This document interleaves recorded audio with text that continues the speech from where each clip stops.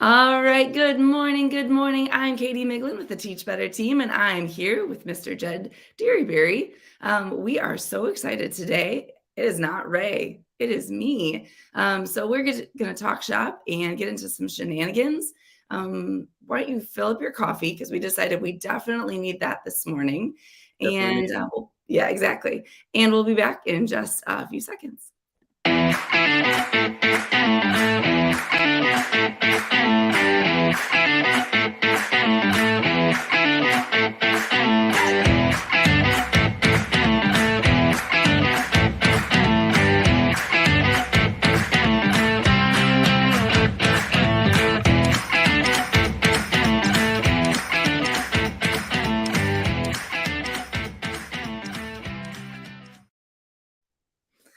All right, good morning, good morning. I'm Katie Miglin with the Teach Better team, and this is our daily drop-in where we come every Monday, Tuesday, Wednesday, Thursday, and Friday at 7 a.m. Eastern to talk shop with educators all over the world. And today, I have the pleasure of getting to talk to Jed Dearybury. Jed, good morning.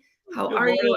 I loved the dancing. Yeah, I forget that you can see that when it's playing behind the scenes there, but it's too good not to dance. And it makes me feel good. I already felt good coming on here to chat with you. I feel like I'm having the trifecta of daily drop in because I've been with Ray, I've been with Jeff, now I've been with you. Is there anybody else out there on the team that does these lives that I need to come on and chat Well, with? there's Brad every Friday, so I think we need to schedule you for a Friday. Absolutely. Now, I mean, I feel like I need to have everybody covered. I Um, agree.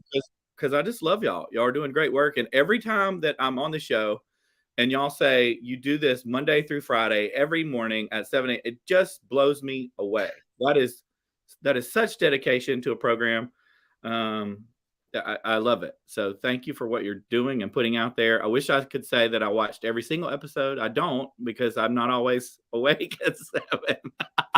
That's okay. And we were discussing how it's 7 a.m. your time, it's 6 Yeah. a.m. my time, but you're also on break. So I I think am on break. Yeah, I Mhm. am on break, but I'm very much up and about this morning. I have a lot of things I'm working on. The next book is coming out in October, and Julie and I got our first round of edits that we're processing. And so as soon as I turn off the camera here, I'm jetting out the door to meet Julie, and we have a full day of work ahead of us.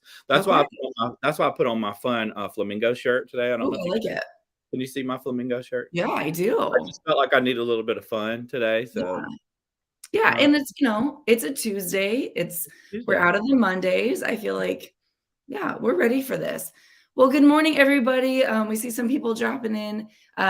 Feel free to drop us a comment of what you're drinking. You're drinking tea, right? I'm drinking coffee. Yes. Okay, Jeff so in the comments. Love it. yep. Good morning, Jeff. And I just want to say that I'm not usually the host. I'm usually in your seat, so I think that means that we can kind of do whatever we want. Absolutely. Yeah, And you know what? I kind of have a history of being that guest where we just do whatever. I We like went it. off we went off the rails a little bit with Jeff last time, and I'm okay with it. Okay, perfect, perfect. Well, me too. We are going to get into some good news stories. We've got some holidays. Unfortunately, I was really hoping we'd have some ridiculous off the wall holiday, and we don't. They're kind of basic today, but that's okay. Just plain. It's okay. Right, right.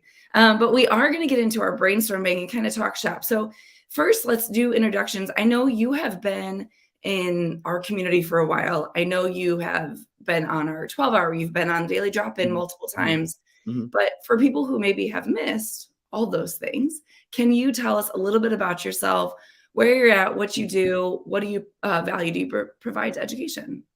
So that's a loaded question, depending on what time of day you ask me. But right now, on this day, I think I call myself an educator of educators at this point in my career. I'm training the next generation of educators in my adjunct work, and I help equip, encourage, and empower educators through professional development that is meaningful, relevant, and fun. Not another PowerPoint, not another boring sit and get presentation. And I do that through playful teaching, through playful learning, and I use a lot of the arts And in my free time, I wrote a book called The Playful Classroom, and then followed it up with a book called The Courageous Classroom, and just finished a brand new book that's out of the education sphere, but it's still educational, but it's not for educators. It's Can you called explain that? Yeah. Okay. So it's a book that definitely teaches you something, right? It's I Okay. guess you could call it a self-help book. Okay. But it's called The Playful Life. We got so much feedback from the Playful Classroom and said, man, we love this for our classrooms, but we need this book for our everyday life. How do we make our everyday lives more playful? And we started getting that feedback also from non-educators who were reading our book.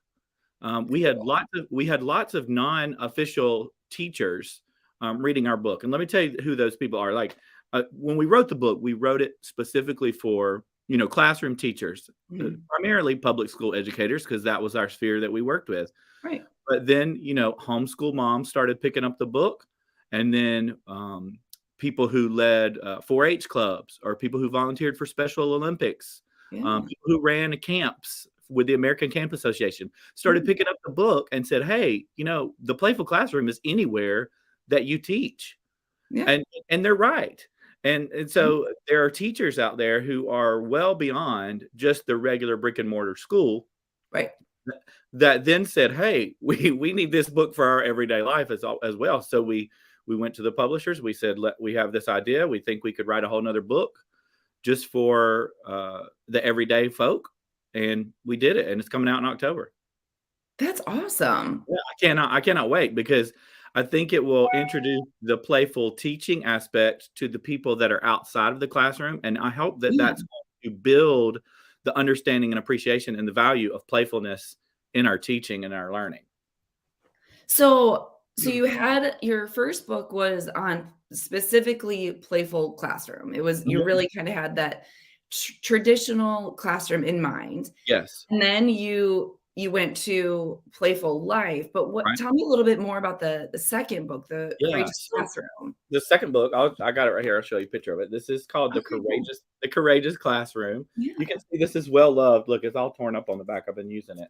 Um, this is a very different book than the Playful Classroom, Playful Life. This is the Courageous Classroom. I wrote it with fantastic author Dr. Janet Taylor, Okay. who is a psychiatrist, who was in the middle of writing a book all about fear and trauma and how it is affecting our students across the board, and how that comes into the classroom, and how teachers just aren't adequately trained on how to handle that, how their trauma has turned into fears that are very triggering throughout their day, and teachers need to be aware of it. But also, we wrote about how teachers come into schools with their own trauma.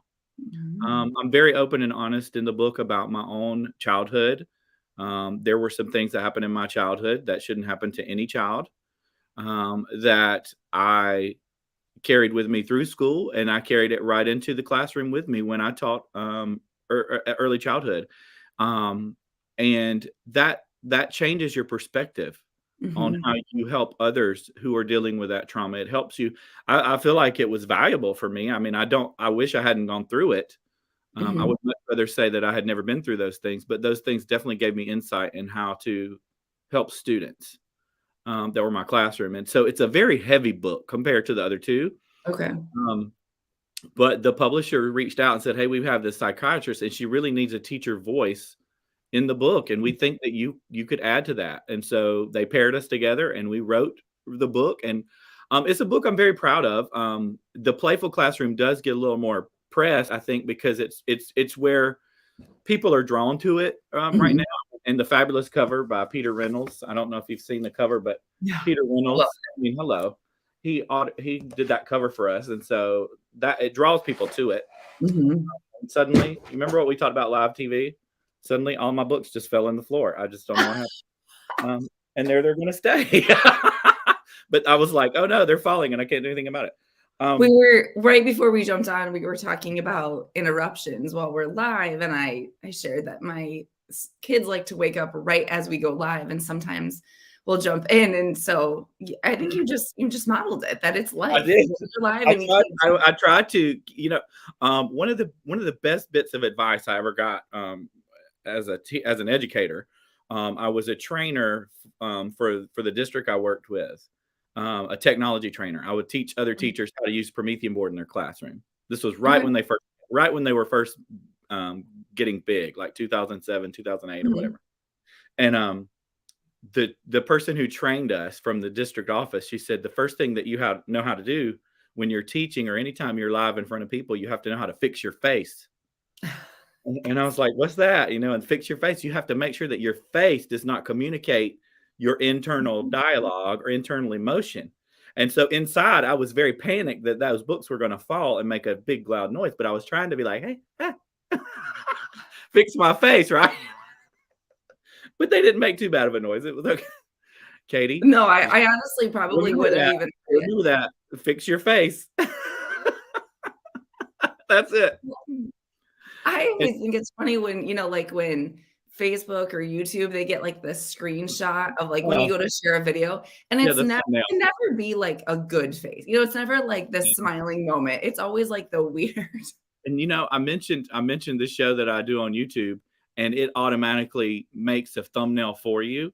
It gives you the option to go back and create your own thumbnail. Mhm. That takes hours if you do that for every Right. video, because then you've got to scroll through and look for where you find just the right face for you. But what Mhm. about your guest, and the odds of you both having the just right face at just the right time, it'll suck life out of you. Don't just go with whatever YouTube gives you and just laugh about it. That's all I can Okay. say. All right, that's good advice. But My face is usually like this. yes, I feel like I always am like deep in thought. It's Yeah. like I'm like so mad or angry at So you've mentioned tons of good stuff today. I feel like this is we're getting good insight. But you did just mention your show, which is a reason that you get up in the morning and you record. We talked about this. Yep. So can you share a little bit about your recent show that it's kind of new, right? It is. Yeah, I just this morning, I think episode 12, I think it was. I did it 5 minutes ago before Okay. we got on here, and I've already forgotten which one it was. Um, but the episode just dropped this morning. It is a show. If I just wanted to start connecting with people that I follow and that follow me back on social media. Specifically, I wanted to connect with them in a moment of play that got their day started on this Mhm. right foot. When we play, even right now, what we're doing is playful. Even though we had to get up early, there's a playful spirit that's here because we're laughing, we're being silly, we're telling funny stories. Storytelling is absolutely a form of play. It's one of the 8 play personalities we talk about in the book. Telling jokes and laughing is a form of storytelling, a form of play also. So what's happening in our brains right now is that we're kind of forgetting about all the things that we've got to do for the day. They're out of our mind. Not exactly. They're back here in our default mode network. The default mode network is still processing all those things. And so when we're having these moments of play, as soon as we're done, then our brain's gonna be like, okay, it'll start firing again. And it'll be stronger because while we're playing, all of these neurotransmitters are popping in our brain. Catecholamine, serotonin, dopamine. It's all being released while we play. And if you watch that last episode I was on with Jeff, serotonin has a big benefit, and we won't go into it again, but it does have to do with your digestive system, which is very important. But anyway, the show was my opportunity to connect with the people who follow me on social media in a playful experience in the mornings. And I have 30-minute spots from 6 a.m. to 9 a.m. Monday, Wednesdays, and Fridays. And if you go to my Instagram page, which is at Mr. Dearybury, the link is in my bio. Jeff said, "Here we go again." No, I turned it around, Jeff. I turned it around. I didn't go down the same path, but there's a link in my bio there on the Mhm. Instagram channel where you can sign up for your spot. And I do it early in the morning because I want it to have this feel of like we're just waking up. We understand that play is valuable for us, so we're going to start our day with a moment of play. I love Some that. people some people start their day with a moment of meditation or prayer, devotion, or just maybe just sitting in solitude with their coffee. But I have found just in the time the days where I do record, the rest of my day is so productive because I got up early. I started playing. My brain is just like fired up. Mhm. Ideas are flowing. And I've had this really cool connection. And some of the people that have been on the show, I don't even know them. They just follow me on social media, and I don't even know who they are, but they just signed up, said, "Hey, That's this looks like fun. I want to be on your show." And so I'm meeting new people and making friends while I'm playing. It's fun. I think it's such a unique way to start your day because you and I talked about, different ways you start your day, one of Mhm, them being working out, that's a common thing people mhm. do, but really play, it kind of brings that in, it brings that, like, that, getting your minds moving in a different way, in a unique way, but I love that it's so positive, we both kinda laughed about sometimes in the morning, you don't wanna do something until it's over, and then you're like, "Oh, that was a good idea." Yeah. So, it's like it gives you that positive spin on the day, and I think it is so cool that, you said every Tuesday and Thursday, you're Yeah. gonna have a different start to your day, and it's positive and fun, and yeah, I love that. Yeah, when I first started filming, my goal was to just drop 1 a week, Okay, but so many people signed up right away, and I recorded so many upfront. I have enough to drop 2 a week. awesome. So I drop the episodes on Tuesdays and Thursdays, and then I record Monday, Wednesday, Friday. Oh, okay, okay. Yeah. No worries. And then, but like what I do, sometimes it's very simple. Like, I'll give you an example of a very simple thing that I did. Like, do you know Carly and Adam who do the STEAM workshops? I don't think Uh, so. Carly and they do. It's called Carly and Adam STEM. Okay. Anyway, I had this journal here where we Mhm, looked up in this journal a page where it talked about exploring words. And we grabbed books nearby and explored words that were in there. And we made up a silly story that goes with all the words that we found in the books, right? And it yeah. was funny. And we built connections with words. And some people say, well, that's not playful. But it was very playful if you watch the episode. It was very playful because we were laughing, being silly. But then other times, like I have this little cup nearby. Uh-huh. I did this episode, and I grab a cup. So the person went and grabbed a cup. It was actually a team of people from an administrative team in a school that I work with in Texas. And I Okay. said, and get some scrap paper. And then we just set the cup up about a foot from us, and we had the cameras down like this, Mhm.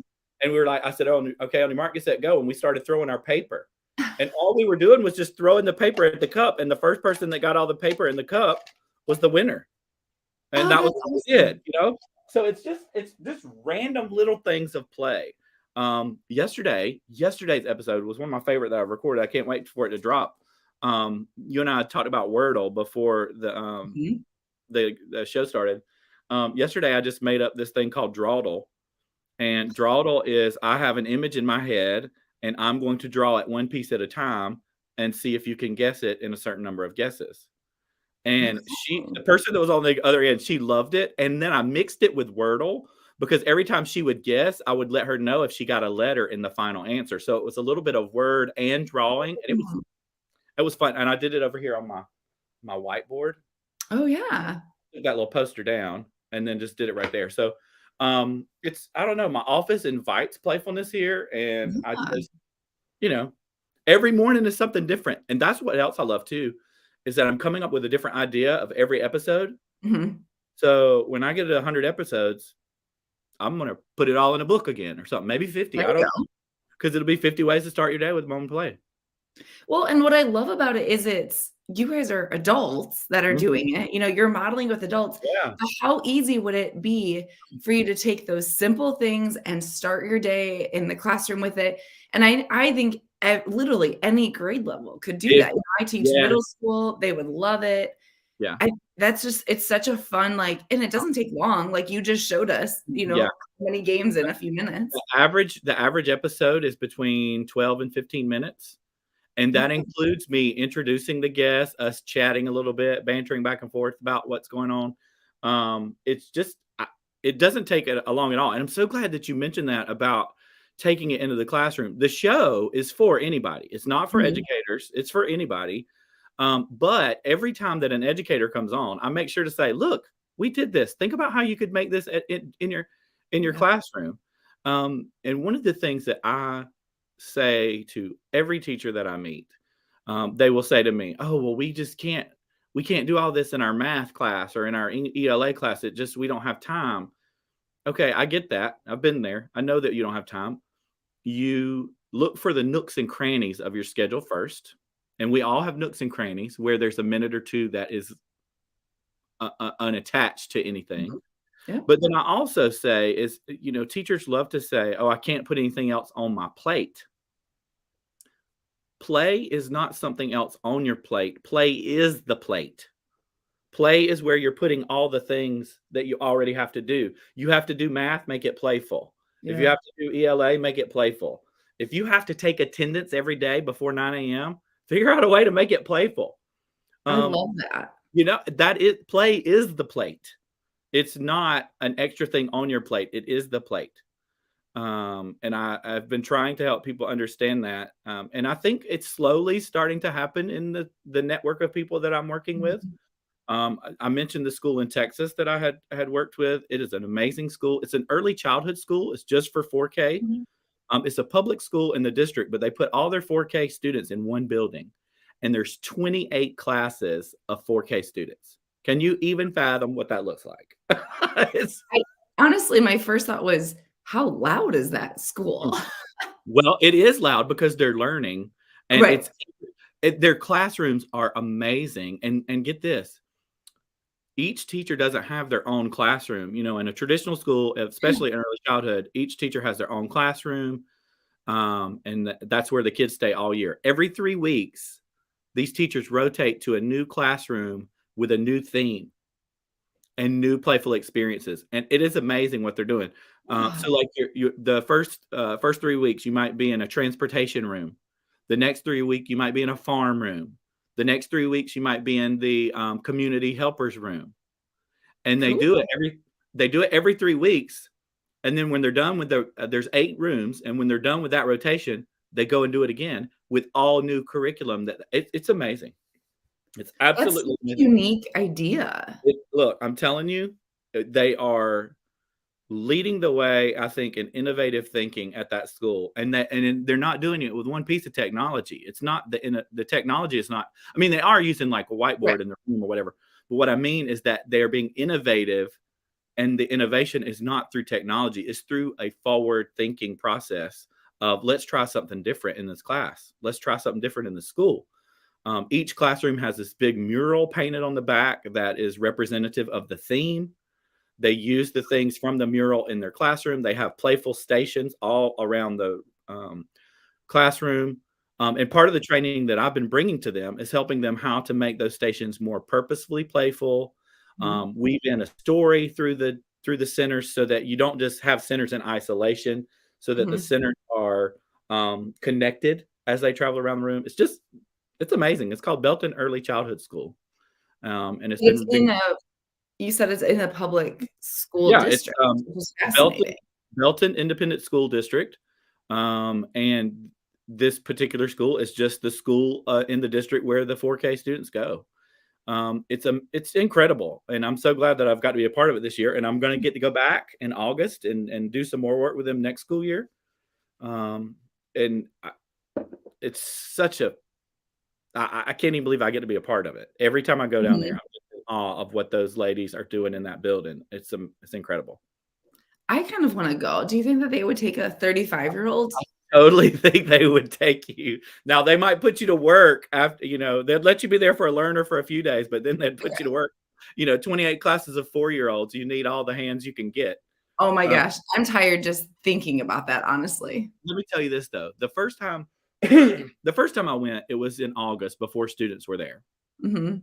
The second time I went was in October, and I could not wait to get there because I was like, I got to see this building with all these kids in here. Yeah. The school, what it ran like a machine. Those students knew exactly what to do. They knew how to walk down the hall. They knew how to act in their classroom. I thought, no way is dismissal going to be. A dismissal it'll be I'm herding not cats. I knew it would be crazy. Mm-mm. Those teachers had those kids even by October. They're they're just barely 4 years old in October. They're still that's almost impressive. 3. And Wow. it was I'm telling you, every teacher in America needs to go visit that school just to see dismissal. Yeah, no kidding. Mm. Oh, that's impressive. Yeah, it was We got very. some people dropping in the comments. Good morning. Good Hey, morning. Patricia. Hey, Marie. Ooh, Ray. Ray is here. Boss lady is here. We have to be on our Glad to best see the behavior. boss lady. Well, we actually we're gonna kind of shift gears. We'll keep talking, but this is the time of the show where we talk through our brainstorm bank, and I know you're familiar with that, Yep. but it's where we kind of talk through a specific theme, and Mhm. so we're gonna kind of jump into that. Are you good with that? I'm good with it. All right, here we go. I don't know. Okay, go ahead. Go ahead. Go ahead. Do the show. Yeah, we got a commercial, so give us about 10 seconds.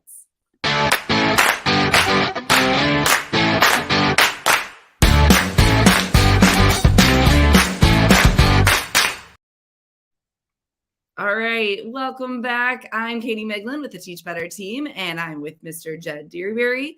If you haven't been listening, we have talked about a big school with small kids. We've talked about books, playfulness, all the good things, but now we are going to kind of shift gears and talk through our theme this week, which is being an advocate in the classroom and kind of elevating some maybe hidden voices, which I know is something you are super passionate about, Jed. Mhm. And so I'm super excited to kind of see where this conversation goes. So go ahead. Go ahead. I was gonna say I am too because I didn't know the theme, and so this brainstorm is really going to be raw because I haven't given it any thought until right now. So I don't even know like what you're about, all the questions you're about to ask me. But you said the theme was about sharing. What was the theme? I'm sorry. Being an advocate for hidden voices in the classroom. Yeah, there are so many hidden voices in your classroom, especially in that third, fourth, fifth grade age range. You know, first and second grade, not a lot's hidden because they share it. They tell everything, right? Yes, I have a first grader, and I love Yeah. getting emails from her teacher about things she shares. I taught first and second grade for the entirety of my 13-year classroom stint in elementary. I did loop to third grade 1 year, but I got out of that real fast because the older they get, the harder I just it's harder for me. Okay. But the one thing I know from my own experience and dealing with students as college students and my nieces and knowing how they've gotten older, the older kids get, the quieter they get Mhm. with those things that maybe whether they're bullied about, the things that make them different, the things that should be celebrated about their beauty and uniqueness.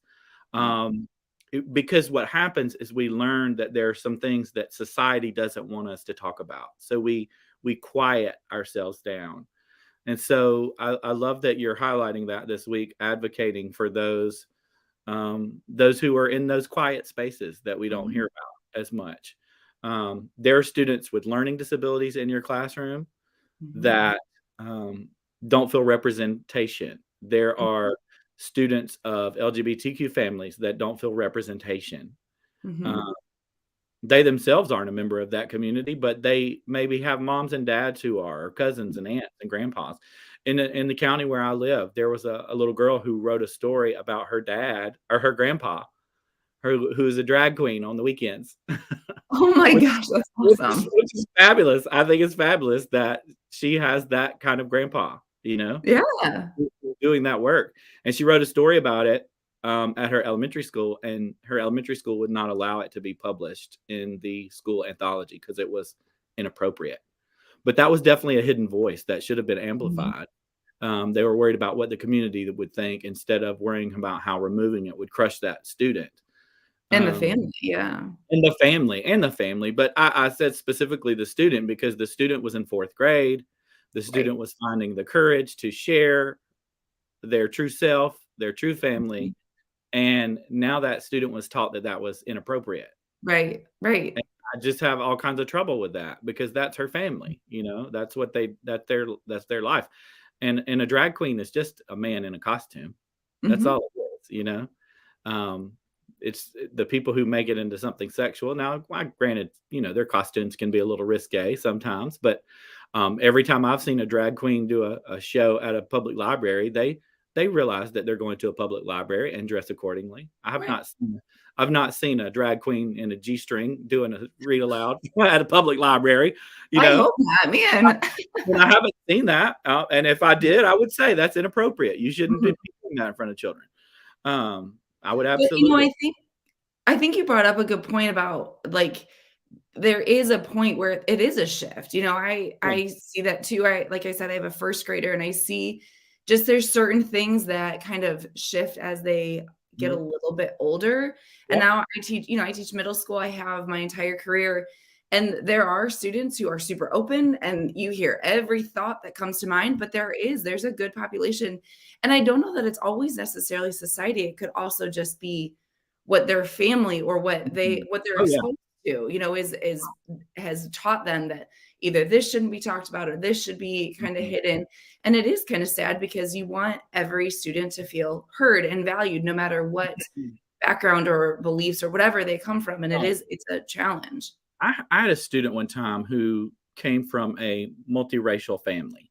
Uh-huh. Uh, Mom was Black, dad was white, Okay. and the student very clearly, he didn't seem to fit in to either of those racial groups.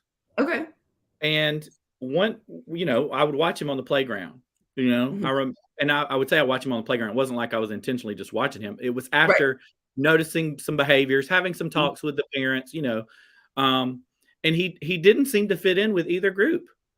And his mom told me that the white kids viewed him as black, and the black kids viewed him as white, and there weren't enough multiracial kids in the grade level that he Mhm. didn't have a group of people that were him, that represented him.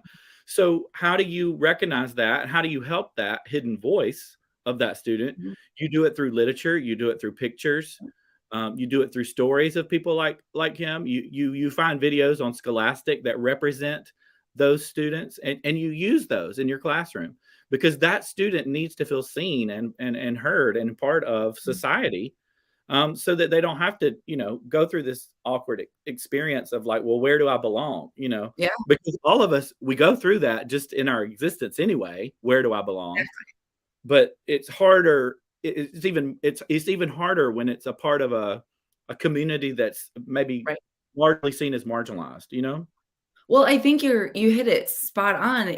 Every person goes through that challenge, even in a very minor scale. Mm, Even if you identify with the people that you're surrounded with, you identify with your classmates, whatever it is, you still have to find you, and you still have to figure out who you are. And I think that's so valuable that is a part of life, but it's there is a group that they go through that challenge naturally, but then they still can't connect. And I think mhm, that's where the hidden voices lie. And I do like that there's advocates out there. You can follow any teachergram out there that advocates for students, whether it's through mhm. books or through, different activities in the classroom that really kind of leverages that, which is so valuable.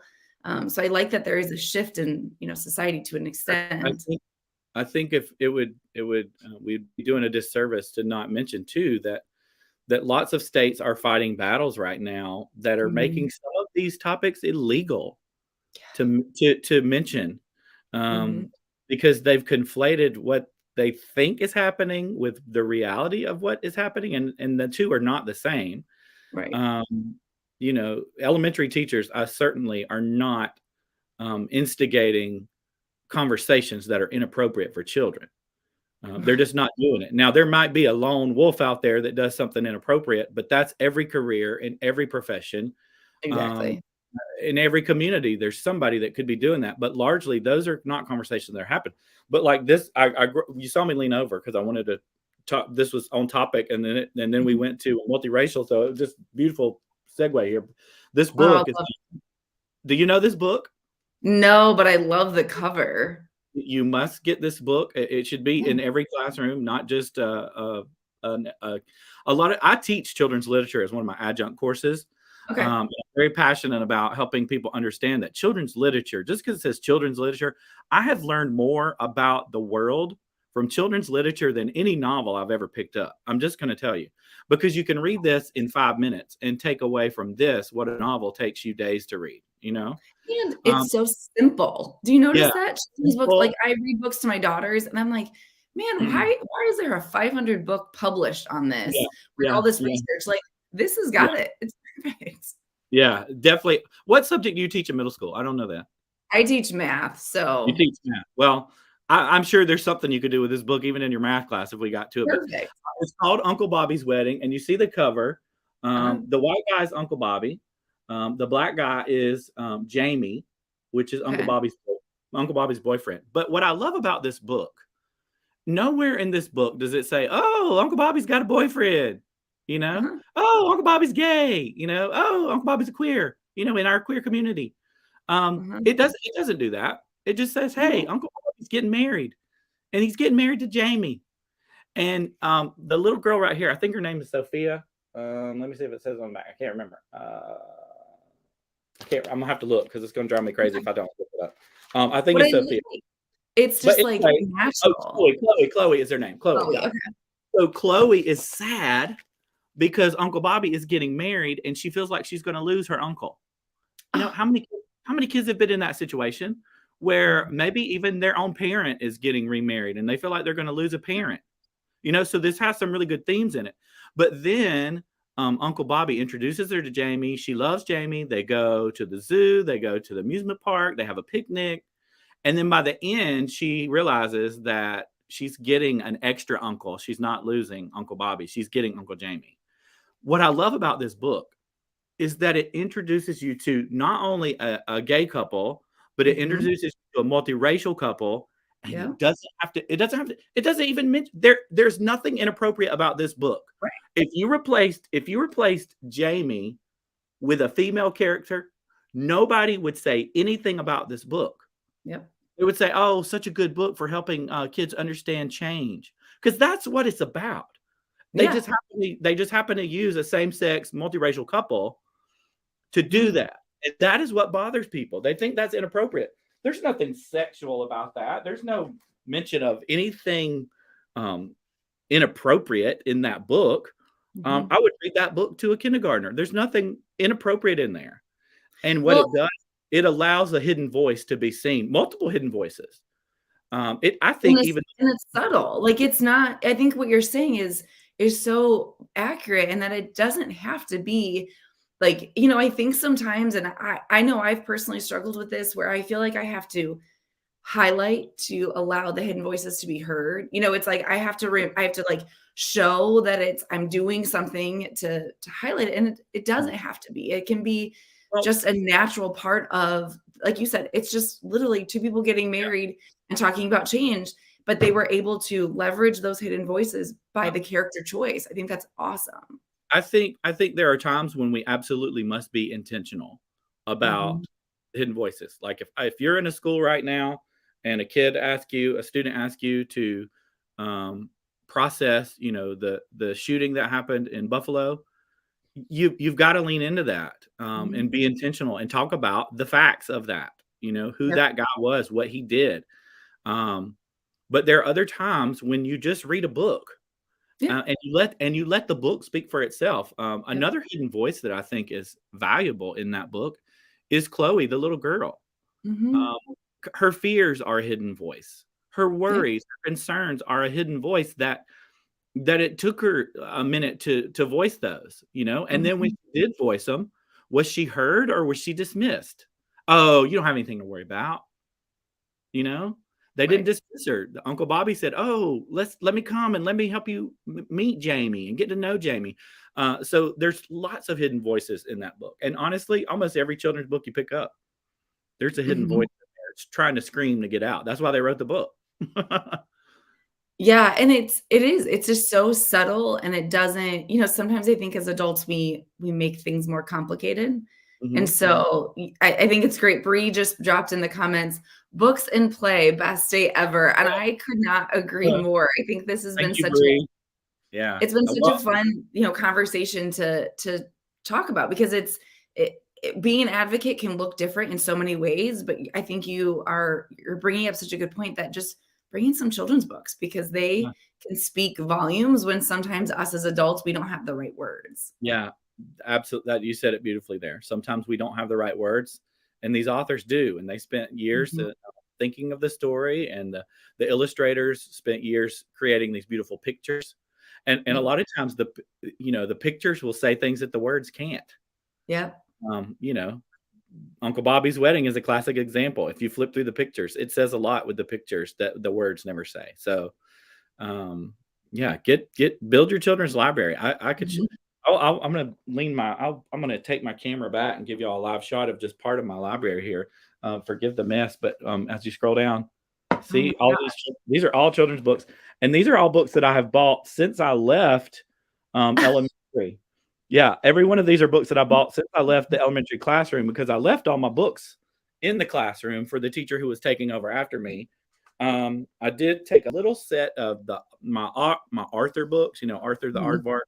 Yeah. I was a big fan of him, and I had quite a collection of those, so I took those with me. But all the ones on those shelves that you see are ones that I've bought since 2015, What? to use in my children's lit courses, and Mhm. to use in my professional development.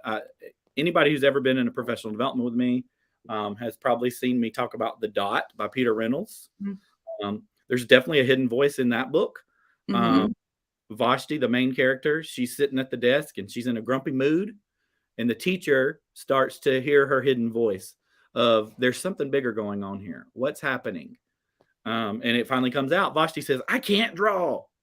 And that's why she's in a grumpy mood in her art class. And her teacher uses that voice to encourage her to, you know, change her mindset. And next thing you know, she's an artist at the art show featuring all her dots. That's so cool. Yeah. So Well, and it's children's books honestly can teach us as adults stuff absolutely. too. Yeah. I think when I think of a typical day, and I'm sure you remember being a teacher too, where it's just busy. You're on the go, you're thinking of the next step, and you're making 100 decisions a minute. And it is so easy sometimes to dismiss in that moment what feels like a minor situation. Yeah. A student is frustrated because they can't draw, a student's frustrated because they can't solve a math problem, and it's so easy to just try to kind of, okay, we can keep moving. But I think sometimes children's books remind us to take that intentional pause and really kind of look at what's going on and take the second to have the conversation or reflect, or have a conversation with the student, which is sometimes we as adults need to be reminded. And I think it's great that you reminded of us of that, whether it's through the play or through reading books. I think that's been a really good reminder, especially as we get into the end of the year. I know Mhm. people might be feeling stressed about getting through their curriculum or making those relationships. It's that constant balance, right? Do I spend more time with the relationships? Do I spend time on the curriculum? How do I balance it? And you've provided us some easy and simple ways to still manage both, which is great. I'm glad I could do that. Yeah. All right. Well, we are going to switch. This is actually one of my favorite parts of the segment of the good news and the holidays. I personally love the good news because I started incorporating it into my classroom every day. So I found a good news story for us, and I found some quirky holidays. You ready to jump into that? Can't wait to hear them. Yeah. Okay. All right.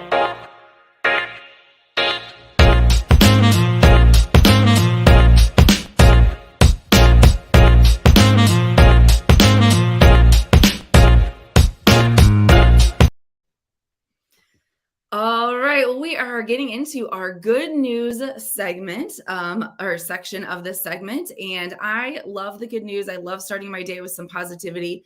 Jed, you have already started my day with that. So honestly, we could have scrapped this story and been good. But This is um, vital to the daily drop in. We have to have this. this is true. It's true. And I think I'd get fired if I didn't bring it up. But I personally love using these in my classroom. I teach, my first section is language arts, which is writing, and I only teach one Mhm. section of it. And I'm not going to lie, as a math teacher, teaching writing sometimes can make me very crabby because it's not in my wheelhouse. So I started doing this when Daily Drop In actually came out in August, and I read a good news story every day. And if nothing else, if the kids are completely ignoring me, at least I have some good news in my day. So Yeah. It's a feel good moment for you at the very least. exactly, exactly. So I found this story, and I honestly felt like it was fate, since I was the one that was hosting today. But I'm big into games, Jed. I don't know if you're big into like games as an adult. We Like like board games? board games, but I also like the minute to win it games. I mean, Oh, anyone, yeah. yes, I've done anyone some who mini games on my show that I talked about. Yeah. exactly, exactly. So I like, anytime people come over to our house, they just know to expect like big games, and you just have to deal with it. I require it. So this one is a story. It's called One Man's Treasure Hunt Thrilled a Canadian Town, Turning Strangers into Friends. And so essentially, there was a horror themed treasure hunt in this small Canadian town. And they had this guy had created this whole treasure hunt, and it was all supposed to be spooky, and they would go to haunted like places. And so it says locals were sure that nothing of the sort had ever gripped the town of 17,000 quite like it, and for getting people out of the house after so many COVID restrictions. So essentially they did this because they wanted to bring people back together. And he said that there was 100 Canadian dollars hidden somewhere around the town harbor. And so there was like different, spooky tales that went with them. And so on May 11th, they announced that the last event would be Friday the 13th, which I think is awesome. Yes. And the extra $100 for the person with the best costume, which I also love because it's not Halloween time. It's May. Yeah. And so hundreds of people went out and brought them together, and they said they searched for 7 hours, one guy said. And it wasn't about the money. It was just about getting out and making new friends. Together. Yeah. Yeah. So now it's turned into a big thing. They all came together. He did warn hunters that anyone with a heart condition should refrain from participating for risk of becoming startled with the spooky conditions. So yeah, he just really felt passionate about bringing people together, and everybody loved it. So I thought that was kind of a fun, unique. I think that's fabulous. And my head is spinning on how I can make something like that happen here in Spartanburg, where I live. Maybe using the Goose Chase app. There you go. That I keep renewing my subscription to, even though I don't use it, but I keep paying the money for it. I do use it. I use it, but it's only like a couple of times a year that I use it. But I want to use it more, and that sounds like a great opportunity to. That sounds so much fun. And a fact about me that maybe your listeners don't know, but I am obsessed with costumes. I have probably 6 bins of costumes in my attic, and probably another 25 hanging bags, garment bags with costumes in them. No, did you find it you used to dress up in the classroom? Do you still dress up in the classroom? I dressed up in the classroom. I dressed up sometimes for my college class that the one that's in person anyway. I also love to use costumes in a keynote sometimes. I have done a full keynote multiple times dressed as a squirrel with an inflatable tail, mind you. That's such an odd character choice, but I love it. Well, the title of the keynote is Creativity, Courage, and Change, and the real reason I hate squirrels. That's so funny.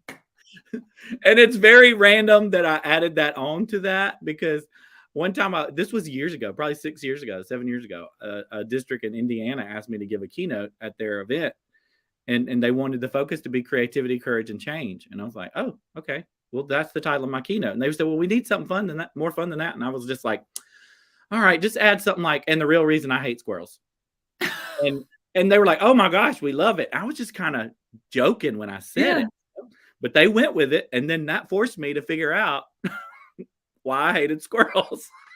You know what? I'll bet you have a lot of focused people when you're standing there in a squirrel costume. Oh, look. And I have like a walkout song where I come out on the stage, and of course you do.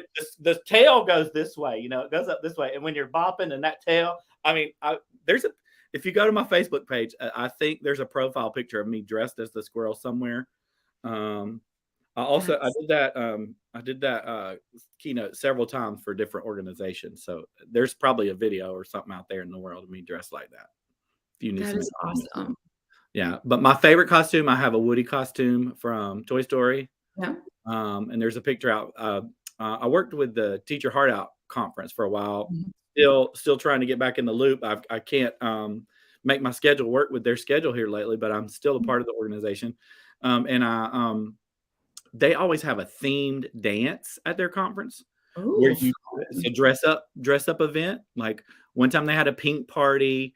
One time they had an 80s party, and I dressed up as Richard Simmons. But the Woody was the 90s theme party, and Woody, Toy Story came out in the 90s, so I dressed up as Woody, and there's a fantastic picture. It's one of my favorite pictures of me ever. I was dancing as Woody, and somebody snapped this picture, and I love it. That is so fun. Yeah, so I love your good news story. It conjured all these memories of me. Oh, good. Costumes, and now I can't wait to come up with my own little scavenger hunt and do something like that. Yeah. Play-based in our downtown area. It would be so fabulous. It would be fun, and it gets people, like, moving. It's not just a sit and get I love that. Okay, so we do have some holidays. I will say, though, I'm a little disappointed in our holidays. Today is Pack Rat Day. Okay. I honestly felt like Are we celebrating pack rats, or are we de-pack ratting? I don't know, maybe we're celebrating, but also encouraging them to not be. Like, maybe you get to celebrate 1 year, and then the next year you should no longer be a pack rat. Yeah, I think you get 1 year. Okay. It's also National Walnut Day, which I'm not a huge walnut fan. Me either.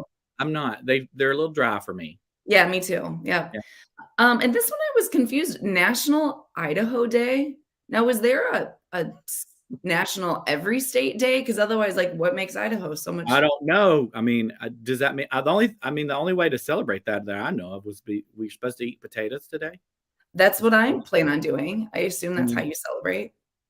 Okay. Well, since the holidays are a bust, let's expand that one, and let's pretend that it's National Potato Day, which I'm sure there's a national potato out there. I'm sure there is. But let's pretend that is today in honor of National Idaho Day. What is your go-to potato product, side dish, etc.? French fries always. French fries always. Mm-hmm. You? I'm a big French fry person, and we're gonna go back to the French fry because I gotta ask you about that. But have you ever tried the Ore-Ida mini tot? Mini tot.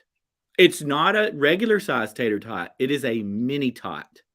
If you have never, look, I'm telling you, they have them at our grocery store. I'm sure they have them at a grocery store near you. Go to the frozen food where the potatoes are, the fries or whatnot, and look for I've only seen them in Ore-Ida, and I'm not a brand ambassador for Ore-Ida. I'm not getting anything. But look and see if you can find the mini tot. And I'm telling you, you just thought tater tots were good. The mini tot is perfect. It is absolutely perfect. And if you cook it in the air fryer, I feel like it's guilt-free eating if you cook it in the air fryer. Right? Yeah. Oh, absolutely. I didn't even. Look, somebody in the comments said yes, mini tots. Yes, they do cook. And Sarah Jessie, I actually work with Sarah Jessie, which means that she has found them in our town. Yes. So, all right, Sarah Jessie, you have got to get Katie a bag of these mini tots. They're life-changing. That's all we buy. We don't even buy French fries for home anymore because we didn't like the way our air fryer did French fries. They weren't. But the mini tot, because it's smaller, it makes it super crispy. Okay. And there is a difference. I will say, if tots are offered somewhere, like if it's like, you can get tots or French fries, I will lean closer to the tots than the French fries. I don't know why. The tot draws me in. I know. What is that? It's basically a mini hash brown. I know. It's just compressed. It's crumbs. It's potato crumbs that have been compressed into a log. Right. But now you're taking it even farther and you're saying compress it even more, which is. Yes. Which I know, but Sarah Jessie is going to get you some of this. Yes. I'm so excited about this. I know our time is running out. Let me ask you this. So I'm a fry person too. Okay, you've got shoestring fries, you've got curly fries, you've got crinkle fries, you've got waffle fries. Yeah. What is your go-to fry? Am I making it or am I getting it somewhere? You're buying it. You're buying it. I would probably lean towards waffle fries. Okay. I'm a crinkle cut. Oh. Do y'all have Zaxby's where you live? No, but I have heard of it. Zaxby's has crinkle cut fries, and they put just the right amount of seasoning on them too. Okay. They're delicious. I love a crinkle fry. I am very much, I want a crispy fry, no matter what. Yeah, I want a crispy fry. Yep. I like a waffle fry because I can scoop a lot of ketchup. Yeah. I'm a big dipper, or Yep. I say ketchup, any condiment, Oh, uh, yeah. I love a scoop a lot, and so that is a benefit of a waffle fry, but Mhm. I am a crinkle cut person myself. I don't like the ones with the skin still on No, that's not a them. fry, that's just a cut up potato. Yeah, I don't like those, and no offense to Five Guys, but I don't like their fries. No. No, I don't and I don't like what are they, like, steak fries? Yeah. Oh, you don't like the Mm-mm. steak fries, the fat ones? No, too much potato. Yeah, I agree with that. Yeah. I think I like those because when I was little, we had a restaurant nearby called Quincy's, which is like a steakhouse, like a Western Sizzler kind of place, Huh. or Ryan's or something like that, and they used to serve those kind of fries, uh, Okay. and I have a memory of those from my childhood, so I Right. like those, but I can see where it is a lot of potato. You're right. Okay. I love that we took National Idaho Day, and that's how we celebrated. We celebrated National Idaho Day by talking about potatoes. This is so much better because when I looked at those, holidays, I was not as excited, but you just made me I excited. raise a glass to the Idaho potato. Everyone Cheers. enjoy their potatoes today, whatever form they're in. Well, Jed, this has been honestly, I feel like I am energized and ready to teach a bunch of Yeah, middle schoolers today. This has been so fun. I'm glad I finally got to connect with you. yeah, me too. And just we talked, I mean, really, we talked about play and books and advocating and French fries and all the things. So it's been Dressing a up, great morning. scavenger hunts, good news. I love it. It was such a Yep. great episode. I love this. Thank you for having me on. Thanks for all y'all do to make this happen every day. Yes, absolutely. Thank you for joining us. And you can always catch us on teachbetter.com. You can check us out on our podcast. This will be published soon, but we are live. We'll be live again tomorrow. I'll be back Thursday and Friday, so I'm super excited about that. We've got a great lineup this week, and Ray is still out of town, so the shenanigans will continue throughout the week. So we get Boss to do is whatever we want. away. The cats were playing. That's what happens. That's right. All right. Well, thank you to all of our listeners. Everybody have a great Tuesday, and we'll see you tomorrow. Bye, everybody.